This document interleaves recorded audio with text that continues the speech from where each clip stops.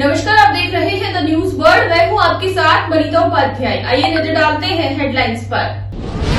राजस्थान दिवस को मनाया गया लाभार्थी उत्सव दिवस के रूप में। मुख्यमंत्री अशोक गहलोत ने विभिन्न योजनाओं के लाभार्थियों से किया संवाद। रामनवमी के अवसर पर राममय नजर आया माहौल। प्रदेश में जगह जगह धूमधाम से निकली रामनवमी की शोभा यात्राएं। जोधपुर के प्रतापनगर थाना क्षेत्र में फायरिंग करने के आरोपियों को पुलिस ने 36 घंटे में किया गिरफ्तार। राइट टू हेल्थ बिल के विरोध में निजी चिकित्सकों की हड़ताल जारी। और मौसम में देखने को मिला बदलाव। दिन भर छाए रहे बादल, रुक रुक कर हुई बूंदाबांदी।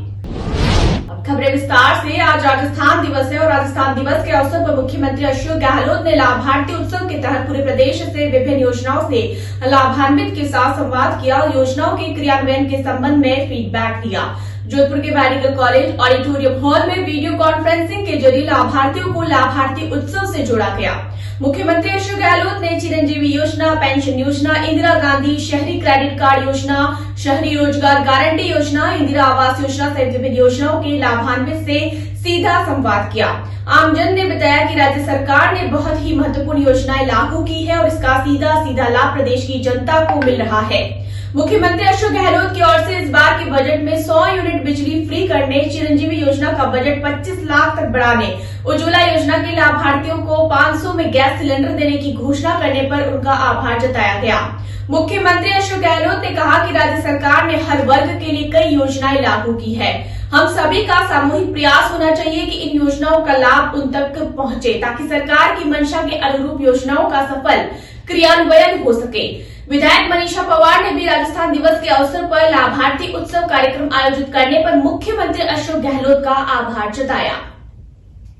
जी मैडम। सभी प्रदेश और जोधपुर वासियों को आज राजस्थान दिवस की बहुत बहुत बधाई और शुभकामनाएं। इस शुभ अवसर पर आदरणीय मुख्यमंत्री अशोक जी गहलोत ने आज लाभार्थी उत्सव मनाकर जो तोहफा दिया है आम आदमी को, वो हम उनका बहुत बहुत हार्दिक स्वागत और अभिनंदन करते हैं।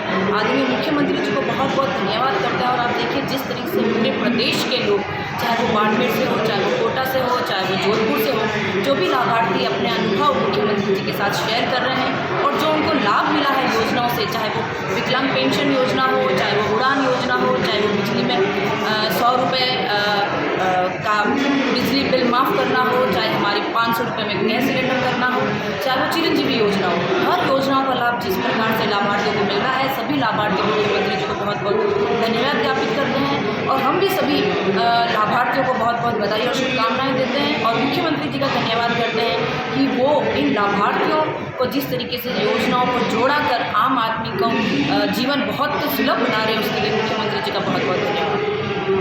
रामनवमी के अवसर पर पूरा शहर राममय नजर आया। विश्व हिंदू परिषद एवं रामनवमी महोत्सव समिति जोधपुर के संयुक्त तत्वाधान में जोधपुर शहर के घंटाघर से विशाल शोभा यात्रा आयोजित की गई। ये शोभा यात्रा घंटाघर से सीधे बाजार होते हुए सरदारपुरा सत्संग भवन पहुंचकर विसर्जित हुई।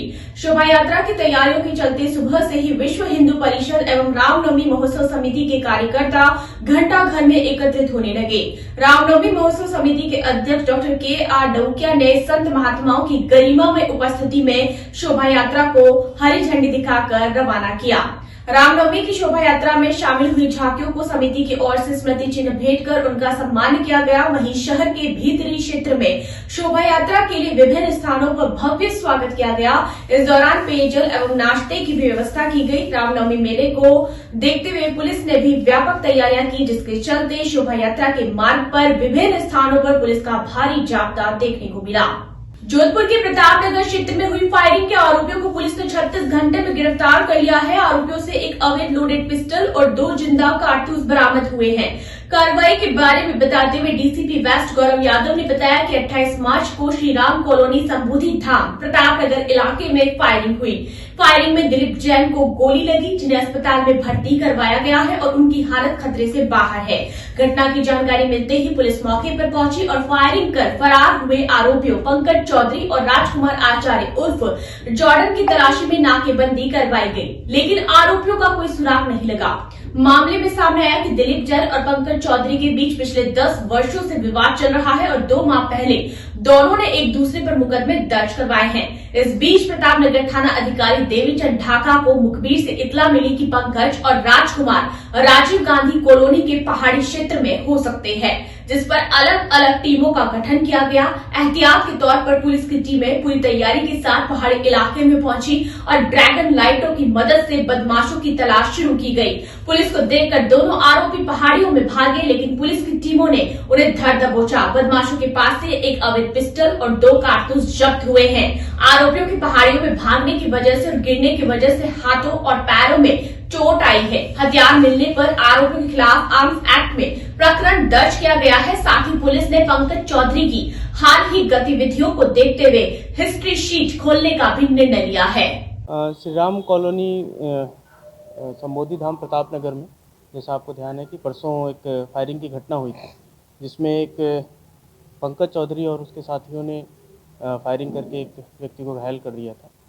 प्रारंभिक जो अनुसंधान है उससे ये पता चला कि करीब काफ़ी समय से चल रहे प्लॉट के विवाद को लेकर के फायरिंग हुई थी, जिसमें कुछ समय पहले भी आपस में क्रॉस में मुकदमे दर्ज हुए थे। इस फायरिंग की घटना को देखते हुए, इसकी गंभीरता को देखते हुए वृत्त स्तर पर टीमें गठित की गई। साथ साथ जो जिले की डीएसटी टीम है उसको भी एक्टिव किया गया।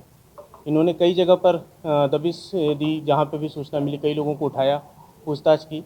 उसके पश्चात एक जो एसएचओ प्रतापनगर है देवीचंद जी, उनके पास एक मुखबिर से एक इतला आई, काफ़ी पुख्ता इतला थी। उस पर एसएचओ राजीव गांधी नगर और डीएसटी टीम इंचार्ज मनोज, ये लोगों टीम लेकर के जो आरोपी हैं उनका पीछा किया। ये फिल्म सिटी गंगाना रोड के पास जो पहाड़ियाँ हैं वहाँ पर छुपे होने की इतला थी। वहाँ पर 3 अलग अलग टीमें बनाई गई, ड्रैगन लाइट ले जा करके सर्च किया तो ये जो मुलजिम थे वो वहाँ पर दिखे। पुलिस को देखते ही ये भागने की कोशिश की, इनका पीछा करके पकड़ा गया। पहले से भी ये इतला थी कि इनके पास हथियार हो सकते हैं, तो पूरी तैयारी के साथ टीम गई थी। बीपी जैकेट और हथियार गई थी वहाँ पर, बट इन्होंने काफ़ी तरीके से उसको पकड़ा, तो हथियार सहित गिरफ्तार हुआ है व्यक्ति। और इसके साथ जो पिस्टल मिली वो लोडेड थी, लोडेड के साथ साथ कॉक भी थी, तो वो बिल्कुल फायर करने की पोजीशन में था, कभी फायर कर सकता था। साथ साथ एक और एम्यूनिशन मिला है। तो क्योंकि ये मैं हथियार मिला था, तो अभी इसके ऊपर आर्म्स एक्ट का मुकदमा दर्ज करके इनको गिरफ्तार किया गया है। शीघ्र ही पहले तो ये पता किया जाएगा ये जो हथियार है ये कहाँ से इन्होंने लिया था, तो उस हिसाब से पीसी रिमांड लेकर के हथियार सप्लायर पे भी कार्रवाई की जाएगी। तत्पश्चात जो मुकदमा प्रतापनगर में दर्ज है उसमें गिरफ्तार कर कार्रवाई की जाएगी। अच्छा, क्या कारण था जिस कारण फायरिंग की गई? जैसा मैंने पहले बताया कि करीब 10 वर्ष से इनका प्लॉट का विवाद चल रहा है, उसको लेकर के फायरिंग हुई। अभी प्रथम दृष्टया ये बात सामने आई। इससे पूर्व में भी कोई केस वगैरह, कोई दर्ज वगैरह है? बिल्कुल, करीब 2 माह पूर्व आपस में दर्ज हुआ था मुकदमा, जिसमें जो अभी परिवादी है उसने एक मुकदमा आरोपी पे कराया था तथा आरोपी ने क्रॉस में मुकदमा दर्ज कराया था। परिवादी की तरफ से जो मुकदमा दर्ज हुआ था उसमें चालान हुआ था, आरोपी की तरफ से जो मुकदमा दर्ज हुआ उसमें एफआईआर दी गई थी। वो झूठा मुकदमा। गिरफ्तारी के दौरान संघर्ष नहीं हुआ, वो पहाड़ियाँ थी, पहाड़ियों में भागते दौड़ते हुए हाथ पैर में गिरने की वजह से चोट लगी है।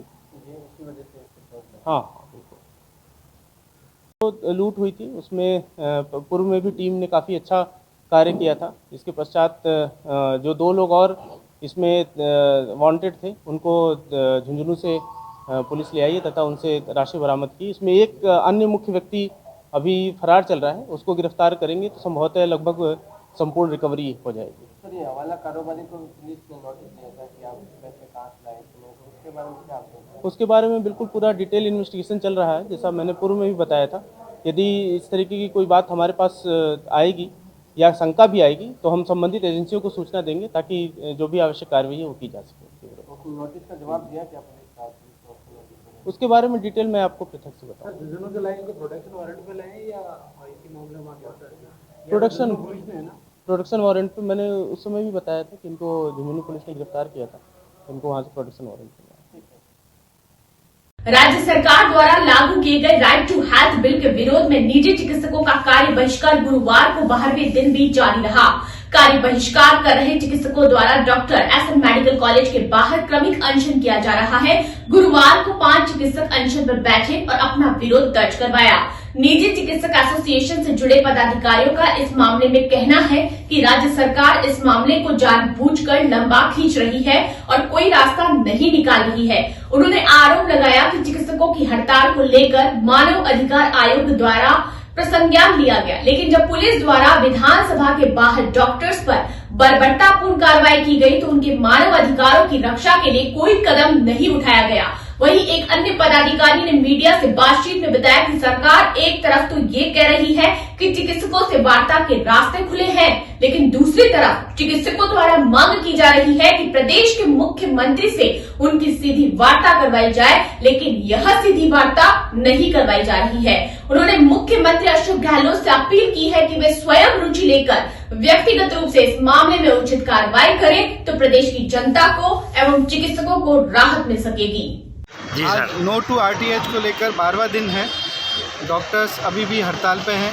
सरकार द्वारा हमारी कोई भी सुनवाई नहीं हुई है और जनता और डॉक्टर सभी परेशान हैं। मुझे लग रहा है कि मुख्यमंत्री जी शायद मूड में नहीं है कोई वार्ता में और इस हड़ताल को लंबा खिंचवाना चाहते हैं। ठीक है, जैसा चल रहा है चलने दो।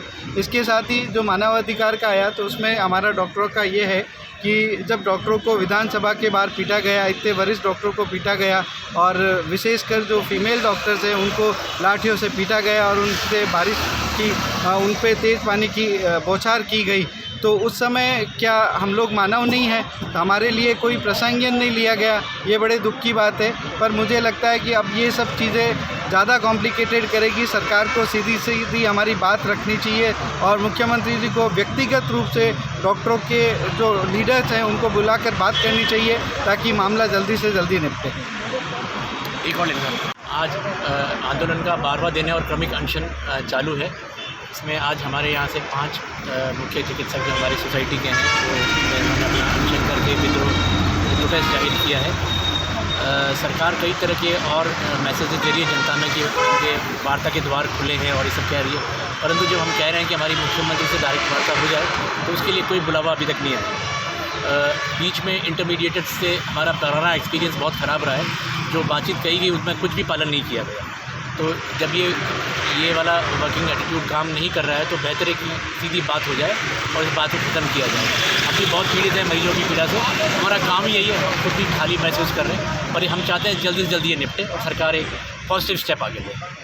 जोधपुर शहर के भूतेश्वर वन खंड में स्थित श्री एकलिंगनाथ व नर्मदेश्वर महादेव मंदिर में चोरी का मामला सामने आया है। मंदिर के पुजारी कैलाश शर्मा ने बताया कि बुधवार सुबह जब मंदिर आए तब मंदिर के ताले टूटे हुए पाए गए। जब सीसीटीवी कैमरे देखे तब मालूम हुआ कि अज्ञात चोर द्वारा मंदिर के ताले तोड़कर चोरी करने का प्रयास किया गया, जिसके संबंध में मंदिर ट्रस्ट के सभी सदस्यों ने मिलकर प्रतापनगर सदर थाना में मुकदमा दर्ज करवाया। कैलाश शर्मा ने बताया कि संबंध में थाना अधिकारी मुक्ता पारिक ने आश्वस्त किया है कि जल्द से जल्द चोरों को पकड़कर उनके खिलाफ कार्रवाई की जाएगी।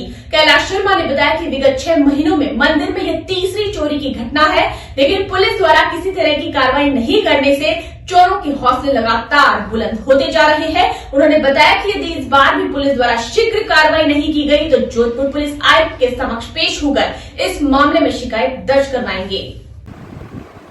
कल रात को लगभग 1 बजे हमारे श्री एकलिंगनाथ महादेव मंदिर में एक चोर ने चोरी करने का प्रयास किया, जिसमें कम से कम 3-4 ताले तोड़े और ये सीसीटीवी कैमरा में फुटेज उसमें वो कैद हो गया।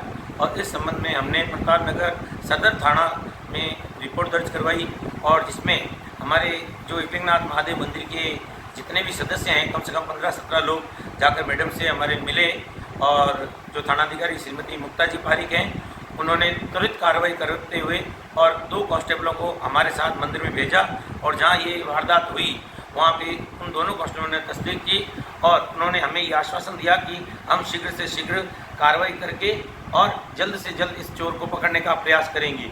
यदि ये जो घटना है हमारे यहाँ गत 6 महीने में तीसरी घटना घट चुकी है। हमने पूर्व में भी जो घटना घटी थी उसकी भी हमने पहले एफआईआर दर्ज करवाई थी, उसकी भी हमने साथ में कॉपी लगाई है और मैडम का कहना है कि हम शीघ्र से शीघ्र ये कार्रवाई करेंगे। यदि ये कार्रवाई इस बार नहीं होती है तो हमें ये इसको श्री कमिश्नर जो है हमारे जोधपुर राज्य के उनके पास हम जल्द से जल्द पहुँचने का प्रयास करेंगे, क्योंकि एक धार्मिक स्थान पर इस प्रकार की वारदात घटना एक बहुत ही खराब चीज़ है। धन्यवाद। तारानगर थाना अधिकारी गोविंद राम बिश्नोई की प्रेरणा से क्षेत्र के जयपुर पब्लिक स्कूल के संचालक पूरन चौधरी के सौजन्य से सड़क सुरक्षा बढ़ाने हेतु 5 बैरिकेड तारानगर पुलिस थाने को भेंट किए। संचालक चौधरी ने बताया कि इससे पहले भी 5 बैरिकेड पुलिस थाने को दिए थे। चौधरी ने बताया कि हाल स्कूल में हुए एक कार्यक्रम में 5 बैरिकेड देने की घोषणा की थी, जो आज पूरी कर रहे हैं। थानाधिकारी गोविंद राम बिश्नोई सहित पुलिस स्टाफ ने जयपुर पब्लिक स्कूल परिवार का आभार व्यक्त किया। इस मौके पर स्कूल प्रधानाचार्य धर्मपाल खोत, यातायात प्रभारी Jaiprakash, ASR Hanuman Meena, HC Surajaram, Sheesharam Dhaka, constable Sandeep Nehra, Mahendra Kaswa, Hiralal सहित स्कूल के बच्चे उपस्थित रहे। थाना अधिकारी गोविंद जी बिश्नोई की प्रेरणा से जयपुर पब्लिक स्कूल आज 5 बैरिकेड्स तारानगर को भेंट करता है और 5 बैरिकेड्स हमने पहले भेंट किए थे। 10 बैरिकेड्स हमने टोटल भेंट कर दिए गए हैं। इसी प्रकार बार बार तारानगर वासियों के लिए जयपुर पब्लिक स्कूल आगे आता रहेगा, हर प्रकार से, जैसे पॉलीथीन मुक्त अभियान के तहत, और इसी प्रकार से अपने बैरिकेड्स देकर, ताकि किसी भी परिवार की जान बच सके। किसी की भाई की एक बहुत बड़ी उपलब्धि होगी। मैं चाहूँगा इसी प्रकार से गोविंद जी थाना अधिकारी तारानगर हमें बार बार प्रेरणा देते रहें, हमें उत्साहित करते रहें, ताकि हम मोटिव करें और हमारे जेपीएस टीम और प्यारे बच्चे सभी के योगदान से तारानगर में जितना से जितना योगदान हमसे हो सके बार बार हम योगदान करते रहेंगे। और इसी के से मैं एक मीडियम के माध्यम से ये कहना चाहूँगा जयपुर पब्लिक स्कूल की ओर से कि और भी इस प्रकार तारानगर के योगदान में आगे आएँ, ताकि प्रेरणा लें और इसी प्रकार से किसी की भी जान बचाई जा सके। ये सबसे बड़ा पुण्य है। किसी परिवार में एक व्यक्ति की जान बचना सबसे बड़ा पुण्य कहलाता है। तो हम बार बार सहयोग के रूप में आते रहेंगे।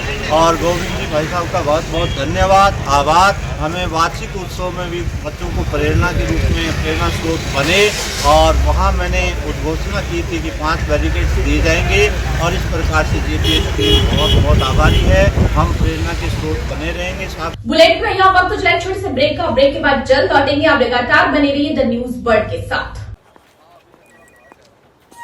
स्मिता आओ, वैसो वैसो। क्या बात है, स्कार्फ में भी पहचान लिया? वो फेस पैक में भी पहचान लेती।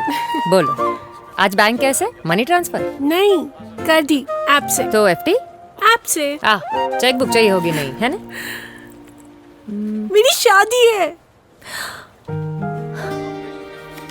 ऐप में आप नहीं हो ना, इसीलिए खुद काट देने चली आई।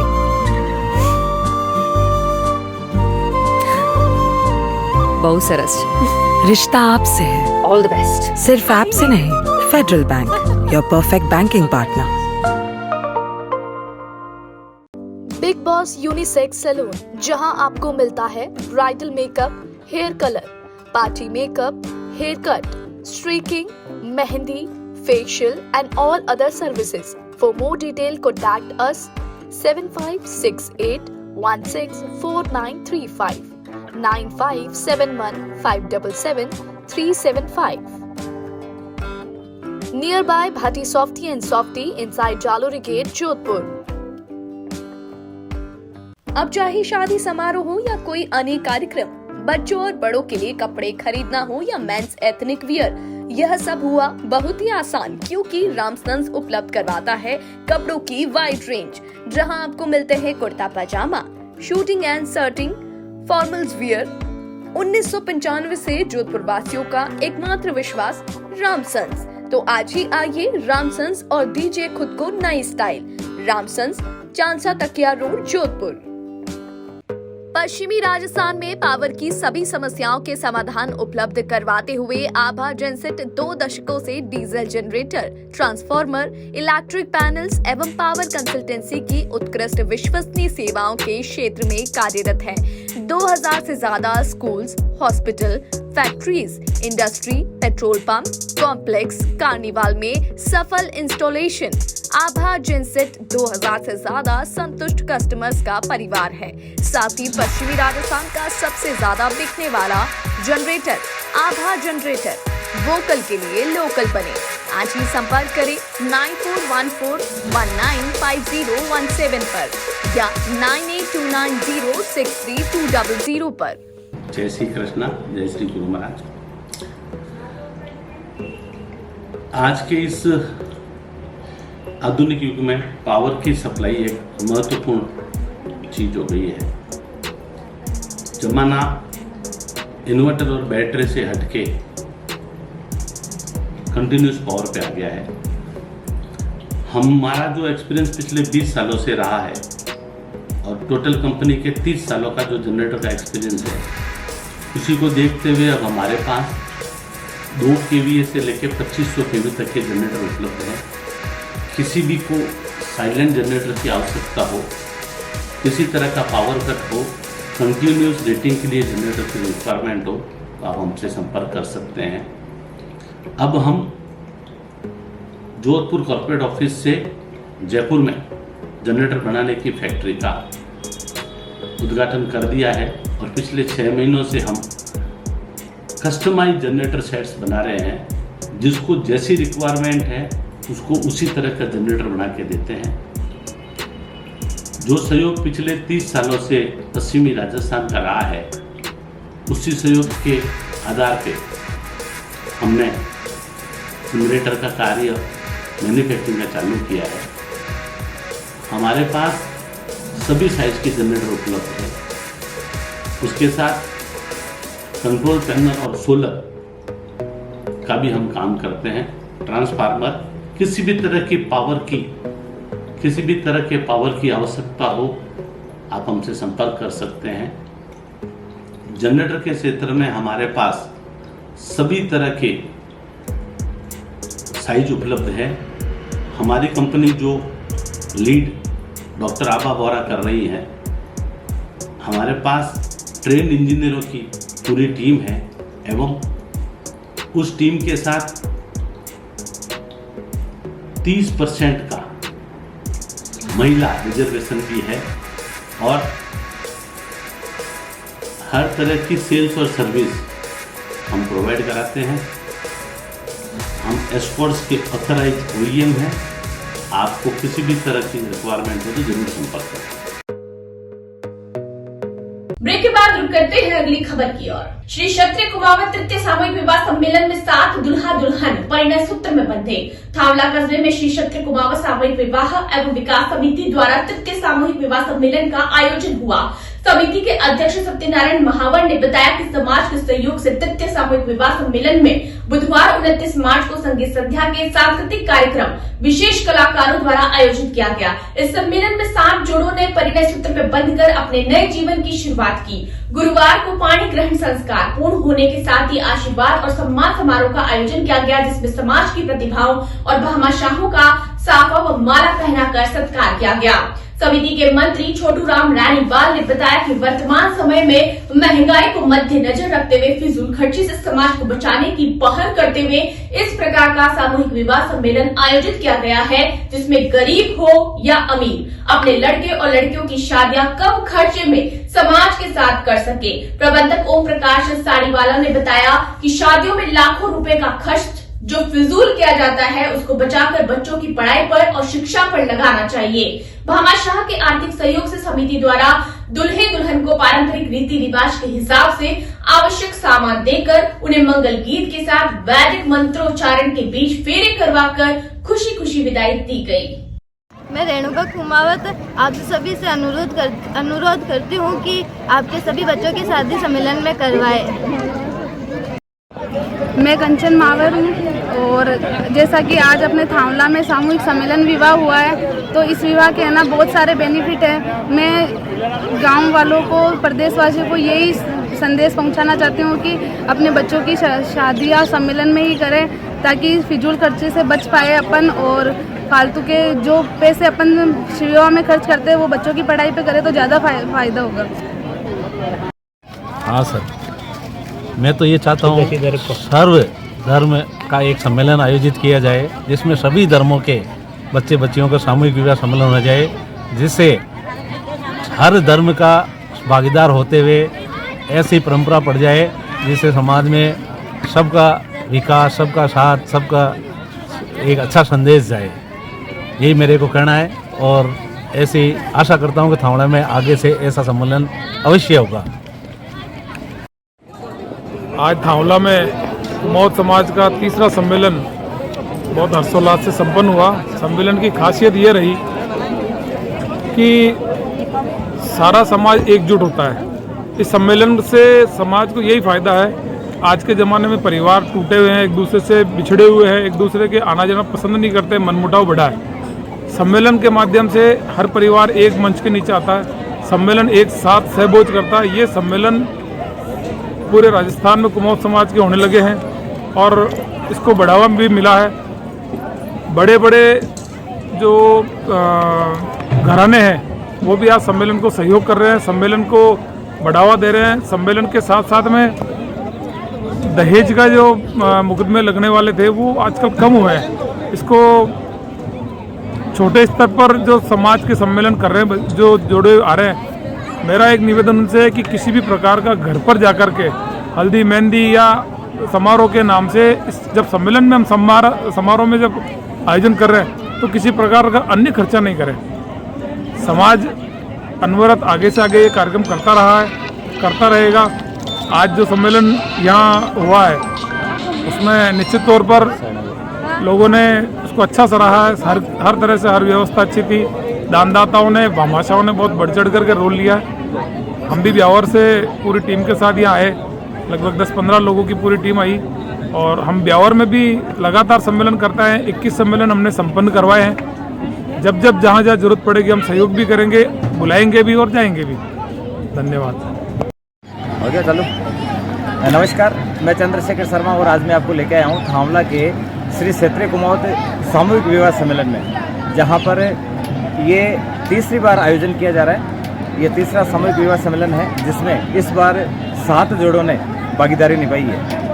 थावला से आसपास के गाँवों से यहाँ पर लोग पधारे हुए हैं, बहुत सारे अतिथि आए हुए हैं। उनका भी सम्मान समारोह किया जाएगा। फिलहाल दूल्हे दुल्हन के फेरे का कार्यक्रम चल रहा है। मैं आपको खास झलकियों के बीच में लेके चल रहा हूँ कि किस प्रकार से यहाँ सामूहिक विवाह सम्मेलन का कार्यक्रम चल रहा है। कुछ समय बाद में मैं आपको दिखाऊंगा कि यहाँ पर जो भामाशाह है उनका सम्मान समारोह, यहाँ के कार्यकर्ताओं का जो है सम्मान समारोह और बाकी जितने भी कार्यक्रम के उनकी विशेष झलकियाँ मैं आपके बीच में लेके आऊँगा।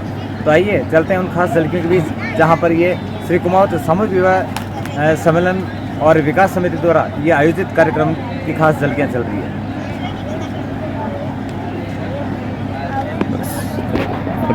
खांडा फलसा गणगौर समिति द्वारा पिछले 50 वर्षों से भुलावनी की शोभा यात्रा का आयोजन किया जा रहा है। इसी कड़ी में इस बार भी भुलावनी की शोभा यात्रा निकाली जाएगी। खांडा फलसा गणगौर समिति के अध्यक्ष राम अरोड़ा ने बताया कि शुक्रवार 31 मार्च को भुलावनी की शोभा यात्रा मेला संयोजक मदन गोपाल अग्रवाल के नेतृत्व में खांडा फलसा से रवाना होकर आडा बाजार, सराफा बाजार, मिर्ची बाजार, कटला बाजार होते हुए घंटा घर पर विसर्जित होगी। शोभा यात्रा में विभिन्न प्रकार की धार्मिक झांकियां शामिल होगी एवं गवर ईसर की प्रतिमा दर्शनार्थ ट्रैक्टर ट्रॉली में विराजित होकर शोभा यात्रा में शामिल होगी। शोभा यात्रा में जोधपुर की नामचीन सुंदर बैंड द्वारा स्वर लहरियों से अपनी मधुर प्रस्तुति दी जाएगी। राम अरोड़ा ने बताया कि शोभा यात्रा में युवाओं की भागीदारी सुनिश्चित की गई है ताकि परंपराओं को निरंतर आगे बढ़ाया जा सके। खांडा फलसा गणगौर समिति द्वारा पिछले 50 वर्षों से भुलावनी की शोभा यात्रा निकाली जाती है। इस बार भी हमेशा की पारंपरिक तरीके से अच्छी युवा पीढ़ी के साथ, अच्छे माहौल के साथ शुक्रवार को शाम को 8 बजे खांडा फलसा से होते हुए सीरे बाजार होते हुए घंटाघर पहुंचेगी। इस बार युवा पीढ़ी को आगे किया जा रहा है और आगे और भी होगा। अच्छा से अच्छा जुलूस निकाला जाएगा। कम से कम 21 झांकी है, 21 टोली हमारे साथ हैं। सब धार्मिक की हैं, राधा कृष्ण है, अच्छे काफ़ी अच्छे इस बार निकाली जा रही है। और कुछ पैदल है, शिव बारात भी है और गुडला भी है। इस बार राधा कृष्ण की विशेष झांकी रहेगी। इसमें अच्छे तरीके से, एक पारिवारिक तरीके से बहुत अच्छे भव्य जुलूस के रूप में निकाला जाएगा। सिरोही जिले में रामनवमी की शानदार धूम रही। रामनवमी के अवसर पर निकाली गई शोभा यात्रा में भक्तों का सैलाब देखने को मिला। रामनवमी के अवसर पर पूरे सिरोही जिले में धूम रही। वहीं देवनगरी कई गांवों व शहरों में केसरिया झंडे के साथ शानदार शोभा यात्रा निकाली गई, जिसमें राम भक्तों ने बढ़ चढ़कर भाग लिया। सिरोही जिले के रोहिड़ा गांव में भी शानदार शोभा यात्रा निकाली गई। आयोजित कार्यक्रम में विभिन्न प्रकार की झांकियां आकर्षण का केंद्र रही। वहीं शोभा यात्रा में हर आयु वर्ग के लोगों ने गजब का उत्साह दिखाया। शोभा यात्रा के दौरान लोग डीजे की धुन पर जमकर थिरके। सुरक्षा के लिहाज से पुलिस का जाब्ता मुस्तैद रहा। गौरतलब है कि स्वरूपगंज कस्बे में भी ऐतिहासिक शोभा यात्रा का आयोजन हुआ। आसपास के कई गांवों के लोगों ने शिरकत की। आयोजित कार्यक्रम में हजारों की संख्या में राम भक्त केसरिया झंडा लहराते हुए नजर आए। विभिन्न समाज व संगठनों के द्वारा जगह जगह पर करीब 56 स्वागत द्वार लगाए गए। इस दौरान पिंडवाड़ा उपखंड मजिस्ट्रेट हंसमुख कुमार व उप अधीक्षक जेठू सिंह, करनौल थानाधिकारी हरि सिंह, राजपुरोहित ने सुरक्षा व्यवस्था की कमान संभाल रखी थी, ताकि क्षेत्र में निकल रही शोभा यात्रा में कोई अप्रिय घटना न हो। उसको लेकर दोनों अधिकारियों के साथ साथ पूरे प्रशासनिक अमले ने फील्ड में अपनी जिम्मेदारी का बखूबी निर्वहन किया। चित्तौड़गढ़ जिले की पंचायत समिति भदेसर की साधारण सभा की बैठक भदेसर प्रधान सुशीला कंवर आक्या की अध्यक्षता में संपन्न हुई। विकास अधिकारी सुनील कुमार जोशी ने बताया कि पंचायत समिति की साधारण सभा की बैठक में पंचायत समिति का वर्ष 2023-24 का वार्षिक बजट सर्वसम्मति से पारित किया गया। जानकारी के अनुसार बैठक के दौरान जन स्वास्थ्य अभियांत्रिकी विभाग के सहायक अभियंता तथा जनप्रतिनिधियों के बीच पूर्व में टैंकर से पानी सप्लाई के भुगतान को लेकर के बहस हुई। बैठक में विकास अधिकारी सुनील कुमार जोशी ने सर्वप्रथम वर्ष 2023 का वार्षिक बजट पेश किया, जिसे सर्वसम्मति से पारित किया गया। बैठक में अजमेर विद्युत निगम के कृषि कनेक्शन की प्रगति के बारे में कनिष्ठ अभियंता युगवीर सिंह तथा राधेश्याम गायरी ने जानकारी दी। इसी दौरान सरपंच कालूलाल नारायण सिंह, कन्हैयालाल वैष्णव, पंचायत समिति सदस्य गोविंद सोनी, जिला परिषद सदस्य कैलाश चंद्र जाट, पंचायत समिति सदस्य उदयलाल खट्टिक ने चर्चा में भाग लिया। पंचायत समिति की बैठक में विकास अधिकारी सुनील कुमार जोशी, उप प्रधान प्रतिनिधि सरवन सिंह राव, अतिरिक्त विकास अधिकारी शर्मा तथा बाल किशन शर्मा, अतिरिक्त मुख्य ब्लॉक शिक्षा अधिकारी हेमंत कुमार जोशी सहित ग्राम विकास अधिकारी मौजूद रहे। जोधपुर में गुरुवार सुबह से ही मौसम में एक बार फिर बदलाव देखने को मिला है। आज सुबह से ही आसमान में बादल छाए रहे एवं दोपहर में कई बार रुक रुक कर बूंदाबांदी भी हुई, जिससे मौसम में ठंडक महसूस की गई। वही सूर्य देवता के दर्शन भी मुश्किल से ही हो पाए। मौसम विभाग ने ऑरेंज अलर्ट जारी कर प्रदेश में आज से कहीं बारिश तो कहीं ओलावृष्टि होने की संभावना जताई है। मौसम में इस बदलाव का असर उत्तर मध्य और उत्तर पूर्वी राजस्थान के जिलों में देखने को मिलेगा। वहीं प्रशासन की ओर से फसलों को बचाने के लिए उनका सुरक्षित जगह भंडारण करने के निर्देश भी दिए गए हैं। अंत में खास खबरें एक बार फिर से। राजस्थान दिवस को मनाया गया लाभार्थी उत्सव दिवस के रूप में। मुख्यमंत्री अशोक गहलोत ने विभिन्न योजनाओं के लाभार्थियों से किया संवाद। रामनवमी के अवसर पर राममय नजर आया माहौल। प्रदेश में जगह जगह धूमधाम से निकली रामनवमी की शोभा यात्राएं। जोधपुर के प्रतापनगर थाना क्षेत्र में फायरिंग करने के आरोपियों को पुलिस ने 36 घंटे में किया गिरफ्तार। राइट टू हेल्थ बिल के विरोध में निजी चिकित्सकों की हड़ताल जारी। और मौसम में देखने को मिला बदलाव, दिन भर छाए रहे बादल, रुक रुक कर हुई बूंदाबांदी। बुलेटिन में फिलहाल इतना ही। आप लगातार बने रहिए द न्यूज वर्ल्ड के साथ। तब तक के लिए हमें दीजिए इजाजत। नमस्कार।